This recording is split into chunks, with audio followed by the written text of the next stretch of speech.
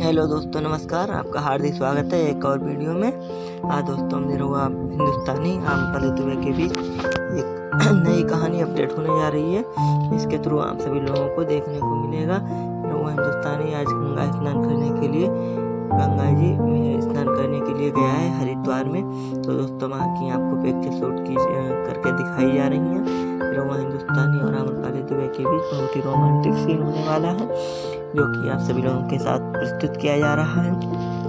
तो दोस्तों निरहुआ हिंदुस्तानी से जैसी रिलेटेड अपडेट देखने के लिए चैनल को सब्सक्राइब अवश्य कर लें। निरहुआ हिंदुस्तानी बहुत ही गजब का अपडेट लेकर आ रहा है और आम्रपाली दुबे उसका पूरा साथ दे रही है। जिस तरीके से आम्रपाली दुबे निरहुआ हिंदुस्तानी एक लग्जरी रूम में बैठी हुई उसके साथ बातचीत कर रही है, जो कि आप सभी लोगों को देखने को मिल रहा है।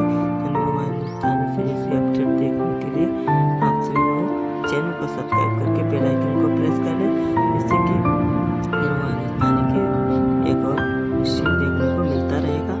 आप सभी लोगों से हाथ जोड़कर निवेदन है कि प्लीज़ चैनल को सब्सक्राइब अवश्य